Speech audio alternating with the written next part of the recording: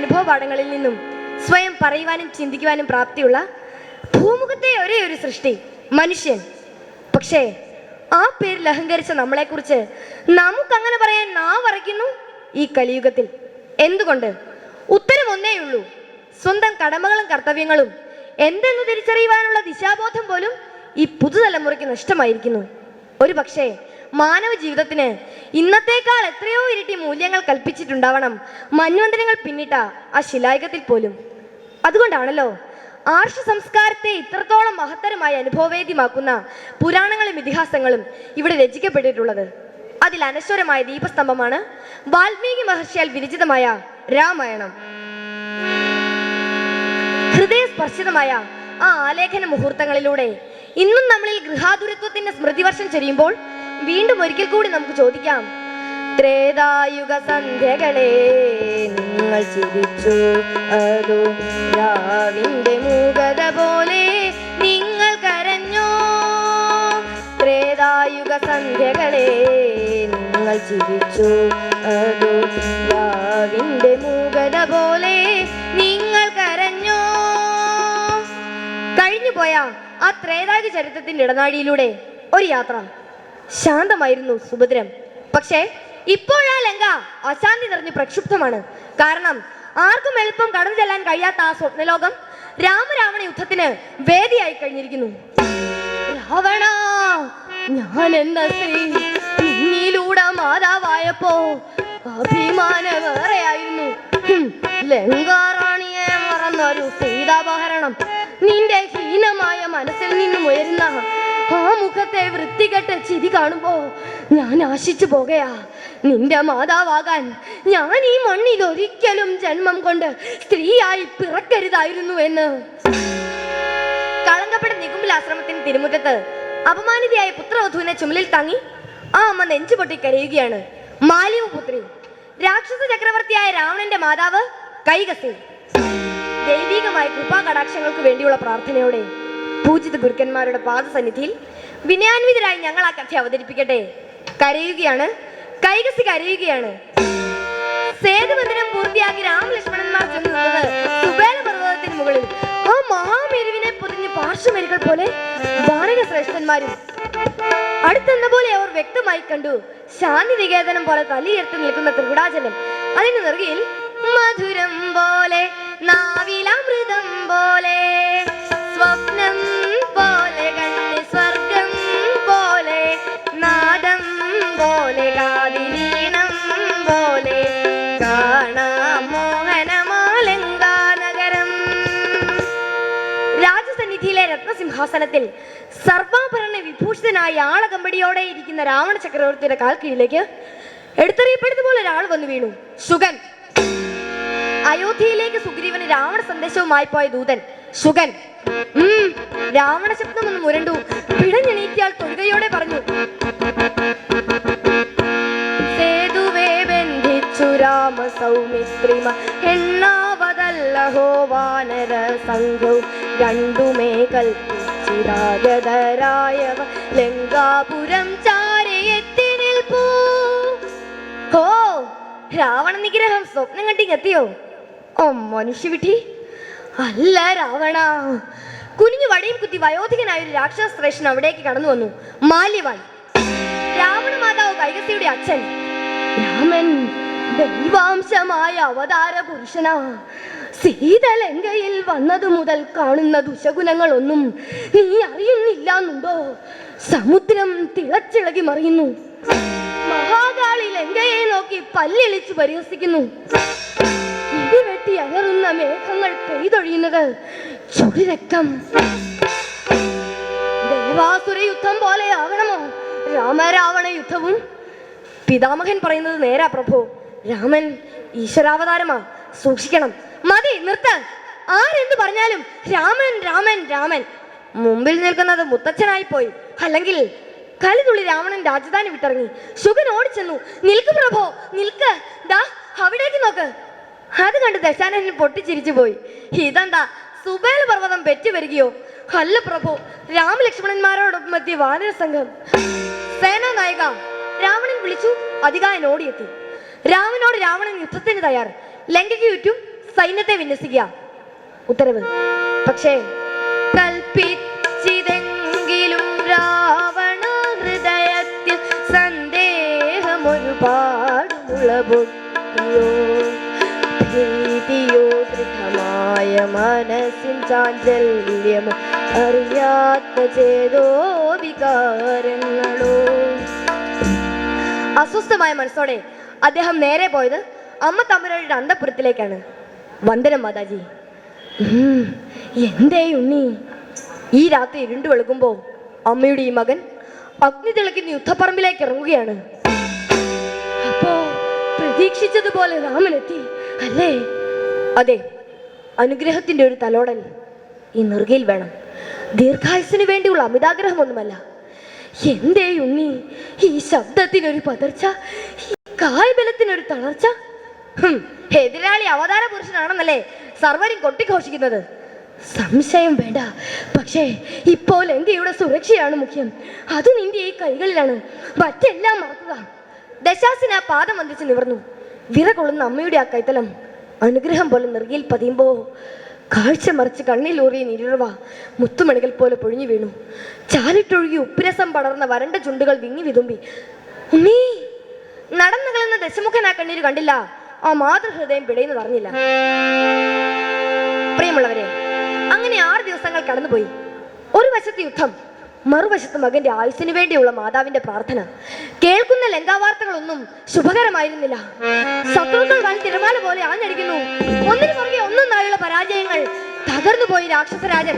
ഭ്രാന്തനെ പോലെ 4 പാടും ചുറ്റി അദ്ദേഹം വട്ടം കറങ്ങി. ആരാണ് ഒരു ആശ്രയം? എവിടെയാണ് ഒരു സാന്ത്വനം? ഉത്തരം പോലെ മനസ്സിലായി മുഖം തെളിഞ്ഞു. അമ്മ. അദ്ദേഹം ഓടി. അപ്പോഴാ അമ്മ കണ്ടു. ആനന്ദത്തിൽ പോലും അശ്രു പൊഴിയാത്ത 20 നയനങ്ങളിൽ ചുടുകണ്ണീരിന്റെ തിരിയിളക്കം. ഉണ്ണി, ഈ ലങ്കാപുരി മുഴുവൻ നിന്നിൽ വിശ്വാസം അർപ്പിച്ചു പ്രാണന് വേണ്ടി മുറിവിളി കൂട്ടുമ്പോ നിരാലംബനെ പോലെ നീ കേഴുന്നുവോ? പാടില്ല. അറിയാം. പക്ഷേ ഉള്ളിലുള്ള ധർമ്മബോധത്തെ എനിക്ക് അധിഷ്ഠിക്കാനാവുന്നില്ല. വിവേക ചിന്തകൾക്ക് അടിമപ്പെടാനുള്ള രാക്ഷസ മനസ്സിന്റെ പക്വത കാലങ്ങൾക്കും അപ്പുറത്താണ്. എന്തേ പൊന്നുണ്ണി നിന്നിൽ നിന്നാദ്യമായി കേൾക്കയാടിയമ്മ സങ്കടങ്ങൾ. പശ്ചാത്താപമോ ഇളകും മനസ്സിലെ ഭീതിയോ സത്യത്തിൻ തിരിച്ചറിവോ? എനിക്കറിയില്ല. ഇന്നലെയും നികുംബിലിയിലെ പൂജാമുറിയിൽ മുന്നിൽ ആളിക്കത്തുന്ന ഹോമകുണ്ടത്തിൽ നിന്നും ഉയരുന്നത് വിരഹാഗ്നിയാണെന്ന് അറിഞ്ഞിട്ടാവാം റാണി മണ്ഡോദരിയും എന്നോട് ചോദിച്ചു, ഈ യുദ്ധാവസാനത്തിന് മാർഗമില്ലേ എന്ന്. പരാജിതനാവുന്ന രാമവൈരിയായ രാവണന് ഉത്തരം മുട്ടിപ്പോയി. പക്ഷേ ഒന്നു മാത്രം അറിയാം, യുദ്ധം അവസാനിക്കുകയാണ്. എന്തേ നിനക്കിപ്പോ അങ്ങനെ തോന്നാൻ? കുംഭകർണനും മേഘനാഥനെ പോലെ ഇന്ദ്രജിത്തും സേനാനായകന്മാരും യോദ്ധാക്കളും ശത്രുകരകളാൽ കാലപുരി പൂകിയിരിക്കുന്നു. നിർത്ത, മതി കേട്ടത്. സ്വാർത്ഥത നിറഞ്ഞ നിന്റെ അഹംഭാവത്തിന്റെ ഫലം. എന്റെയും മുത്തച്ഛന്റെയും വിഭീഷണന്റെയും ശുഗന്റെയും വാക്കുകൾ നീ കേട്ടില്ല. എന്നിട്ട് എന്തൊക്കെ നേടി? ആർക്കു വേണ്ടി? കേവലം ഒരു മനുഷ്യ സ്ത്രീയോട് തോന്നിയ നൈമിഷിക വികാരങ്ങൾക്ക് വേണ്ടിയോ? അറിയില്ല, എനിക്കറിയില്ല. പക്ഷേ അമ്മ കരയരുത്, എന്റെ അമ്മ കരയരുത്. അമ്മയുടെ ഈ രാക്ഷസപുത്രനെ ജയിക്കണം. ജയിച്ചേ പറ്റൂ. എങ്കിൽ പോ. നികുംബിലെ നിന്നെയും കാത്തിരിക്കുന്നു. ഈ ഒരു രാത്രി ആയുസിനു വേണ്ടി ശിവാഷ്ടോത്തര ശതം ധാരമുറിയാതെ ഉപാസിക്കുക. പോകാൻ. ഞെരിഞ്ഞമരുന്ന ഭീമൻ പാദരക്ഷകളുടെ ചലനതാളം അകന്നുപോയി. പാരനയും കഴിഞ്ഞ് ദർഭവിരിപ്പിൽ മനസ്സിനെ കടിഞ്ഞാണിട്ടുറക്കാൻ തിരിഞ്ഞും മറിഞ്ഞും കിടന്ന ആ ശരീരത്തെ പാടുപെടുത്തുമ്പോൾ മൂകമായ സുഭദ്രാന്തരീക്ഷത്തിൽ നിന്ന് മലയിടിച്ചിരുന്നൊരു സഞ്ജീവനി മന്ത്രം ആ അമ്മയ്ക്ക് കേൾക്കാമായിരുന്നു. ജടാകടാഹ സംഭ്രമ പ്രമന്നലിംബ നിർച്ചരി വിലോല വീജി വല്ലരി വിരാജമാന മൂർധനി ധഗത് ധഗത് ധഗത് ജ്വലല്ലലാട ഭട്ടഭാവക കിശോര ചന്ദ്രശേഖര രതി പ്രദക്ഷിണം മമ. ഒരു കുളിർക്കാറ്റിന്റെ ശാന്തകരങ്ങൾ തന്നെ തഴുകിയുറക്കുന്നുവോ? പെട്ടെന്നായിരുന്നു ദശാനന ശബ്ദം നിലച്ചത്. മുരടിച്ചു പോയ വിവേക വിചാരങ്ങൾക്കിടയിൽ മനപ്രാപ്തമാകുമെന്ന് ഒരിക്കലും കരുതാതെ വിരുന്നു വന്ന ആർദ്രഭാവങ്ങൾ ഓടി മറഞ്ഞത്. കൈകസി മാതാവ് ചാടി എണീറ്റു. അല്ല, സ്വപ്നമല്ല. ആ ശാന്തി മന്ത്രങ്ങൾ നിലച്ചിരിക്കുന്നു. ചാരിയിട്ട വാതിൽപ്പാളികൾ വലിച്ചു തുറന്നു. ആശ്രമ ദീപത്തിന്റെ മങ്ങിയ വെളിച്ചത്തിൽ കണ്ടു പുത്രവധു അപ്പോഴും ധ്യാനനിരതിയായി തന്നെ ഇരിക്കുന്നു. പക്ഷേ രാവണൻ എവിടെ? അപ്പോൾ ഉണരാൻ വെമ്പുന്ന ബ്രാഹ്മ മുഹൂർത്തത്തിന് മുമ്പ് ഗുരു ശുക്രാചാര്യരോടൊപ്പം സർവ്വസംഹാരത്തിനുള്ള ആഭിചാര കർമ്മങ്ങൾ പൂർത്തിയാക്കാൻ ധൃതി കൂട്ടുകയായിരുന്നു രാവണൻ. അപ്പോൾ തന്നെ രാമകാതുകളിൽ വിഭീഷണ സന്ദേശമെത്തി. സീതാപതേ, രാവണ പൂജകൾ പൂർണ്ണമാവാൻ പാടില്ല. അഗ്രജ പത്നിയാൽ പാവനമായ സുഭദ്രം ഇപ്പോൾ തന്നെ അശുദ്ധമാവണം. രാമസമ്മതം മനസ്സിലാക്കിയ വാനരപ്പടയം നിളകി. അപ്പോൾ കൈകസി മാതാവ് കണ്ടു, ഇരുളിന്റെ മങ്ങിയ വെളിച്ചത്തിൽ ഒരു വാനര രൂപം മണ്ഡോദരിയെ കടന്നു. അമ്മേ രക്ഷിക്കൂ, വീട്, എന്നെ വീട്.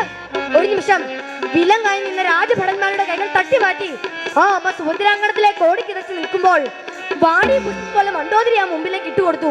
വാനര പ്രമുഖരിലെ അംഗതൻ വീണു കിടന്ന മണ്ഡോദരിയെ നെഞ്ചിലടക്കിയ അമ്മ എലറി, രാവണാഹ, ഇനിയും നീ വില കൽപ്പിക്കാത്ത സ്ത്രീമാനത്തിന്റെ ഭാഗ്യപത്രമായി ഈ അമ്മയും അവശേഷിക്കുന്നു. ആ കാഴ്ചയും നിന്റെ കണ്ണുകൾക്ക് ആനന്ദകരമാകാതിരിക്കണമെങ്കിൽ ഇരുളിൽ ഒളിച്ച വീരത്വം മറന്നേക്ക് പുറത്തു വാ. ആണായിട്ട് പൊരുതി ജയിക്ക്, അല്ലെങ്കിൽ വീരമൃത്യു വരിക്ക്. ആ നിമിഷം നികുംബിൽ ആശ്രമത്തിന്റെ നിലവറ പൊട്ടിത്തകർന്ന് രാവണൻ പുറത്തു വന്നു. ഓരോ കാൽവെപ്പിന്റെയും ഭാരം താങ്ങാനാവാതെ ത്രികുടാചലം നിലതെറ്റിയാടി. ആ നിമിഷം കയ്യിലെ വെട്ടിത്തിളങ്ങുന്ന വൈജയന്തി ഖഡ്ഗം മിന്നൽ പോലെ അംഗത്തിന് നേരെ പാഞ്ഞു. ദിഗന്ധ നടുങ്ങാർ ഒരർച്ച വാനരശ്രേഷ്ഠൻ ഒന്ന് പിടഞ്ഞു. ചോര പടർന്നയജ്ഞഗൃഹം പാപകരയാൽ പങ്കിലമായി മാനമകന്നൊരു ലങ്കേശ്വരിയ അശുദ്ധമായ പുണ്യഗൃഹം. ഒപ്പം പൂർത്തീകരിക്കാനാവാതെ വന്ന ആഭിചാര കർമ്മത്തിന്റെ പ്രതിഫല ദോഷമറിഞ്ഞ് അസ്തപ്രജ്ഞനായി നിന്നുപോയി ഗുരു ശുക്രാചാര്യരും. എവിടെ നിന്നൊക്കെയോ കേൾക്കാം ഗായത്രി മന്ത്രത്തിന്റെ മുറജപങ്ങൾ. 7-ാം ദിവസത്തെ രാമരാവണ യുദ്ധം. മധ്യാഹ്നവും കഴിഞ്ഞ് കൊടുമ്പിരി കൊണ്ട പടമുഖത്ത് ജയപരാജയങ്ങളില്ല. വീണ്ടും വിഭീഷണ ശബ്ദം രാമകാതുകളിലെത്തി. സീതാപതേ, രാവണ ഹൃദയം നിറഞ്ഞിരിക്കുന്ന സീതാരൂപത്തിന് അങ്ങയുടെ ഈ ആഗ്നേയാഘാതം താങ്ങാനാവില്ല. ആദ്യം ആ നാഭിയിൽ ബ്രഹ്മപരമായി കിട്ടിയ അമരബലത്തിന്റെ അമൃത് ഇല്ലാതാവണം. ഈ ആഗ്നേയതാപത്തിന് അതാകും. അപ്പോഴാ ജീവദാഹത്തിന്റെ പിടച്ചിലിൽ രാവണൻ സീതയെ മറക്കും. ആ നിമിഷം ആവനാഴിയിൽ അവശേഷിക്കുന്ന ഈ ബ്രഹ്മാസ്ത്രം രാവണ മാറി പിളർന്നു ജീവനേൽക്കട്ടെ. പറഞ്ഞു തീർന്നില്ല. രാമജാപത്തിൻ ഞാണൊലി വീതിയിൽ ദിഗന്ധം വിറച്ചൊരാർത്തനാദം മുഴങ്ങി. അമ്മേ! കൈകസി മാതാവിന്റെ കാതിൽ ഒരു പിഞ്ചു കുഞ്ഞിന്റെ രോദനം. പുത്രവധുവിനെ വിട്ടവർ ഓടി. രണാങ്കണത്തിൽ തേർത്തട്ടിന് താഴെ വെറും നിലത്ത് അമ്പേറ്റ് പിടയുന്നൊരു രൂപം. ഒന്നേ നോക്കിയുള്ളൂ. 10 ശിരസുകളില്ല, 20 കരങ്ങളുമില്ല. ഈറ്റുന്നോ വറിഞ്ഞടഞ്ഞ കണ്ണുകൾ. ആദ്യമായി കണി കണ്ട നിഷ്കളങ്കമായ പ്രതിരൂപം. അർത്ഥമില്ലാതായി പോയല്ലോ മകനെ, അമ്മയ്ക്ക് ഈ ജന്മം. പ്രിയമുള്ളവരെ, ഇതുപോലെ ധൂർത്തരായി മദ്യത്തിന് അടിമപ്പെട്ട് കുടുംബം തകർക്കുന്ന ഭർത്താക്കന്മാരെ ഓർത്ത്, ഉന്മാദ ലഹരിയിൽ വിവേകം നഷ്ടപ്പെട്ട് ജീവിതം ഹോമിക്കുന്ന ആൺമക്കളെ ഓർത്ത്, പീഡനങ്ങൾക്കിരയായി ജീവൻ ബലി കൊടുക്കേണ്ടി വരുന്ന പെൺമക്കളെ ഓർത്ത്, കര കാണാതെ തുടിയുന്ന ജീവിത പ്രാരാബ്ധങ്ങളുടെ ആഴമോർത്ത് ഇപ്പോഴും ഈ ഭൂമുഖത്തെ ഓരോ അമ്മമാരും കരയുകയാണ്. ഇതാ കണ്ടില്ലേ, മരണവേദനയാൽ പിടയുന്ന മകന്റെ ശിരസെടുത്ത ആ അമ്മ മടിയിൽ താങ്ങുന്നു. മുത്തമിട്ട ആ മുഖം തലോടി അലറി കരയുന്നു. പ്രിയ മകനെ, അഹങ്കാരത്തിന്റെ തീച്ചുളയിൽ നിന്റെ കണ്ണുകളും കാതുകളും ഈ അമ്മയെ തിരിച്ചറിഞ്ഞില്ലല്ലോ. അമ്മേ, മാപ്പ്, മാപ്പ്. എല്ലാം തിരിച്ചറിഞ്ഞതുപോലെ മൊഴിമുട്ടിയ ആ വാക്കുകൾ അലിഞ്ഞില്ലാതാവുന്നു. ഉയർന്നു താഴ്ന്ന നെഞ്ചിൻ കൂടിനുള്ളിൽ താളം തെറ്റിയ സ്പന്ദനം ഞെട്ടി നിലയ്ക്കുന്നു. വിറകൊള്ളുന്ന അമ്മയുടെ ആ കൈവിരലുകൾ മകന്റെ കണ്ണുകളെ തഴുകി അടയ്ക്കുമ്പോ കരയുകയാണ്. കൈകസി കരയുകയാണ്. നന്ദി.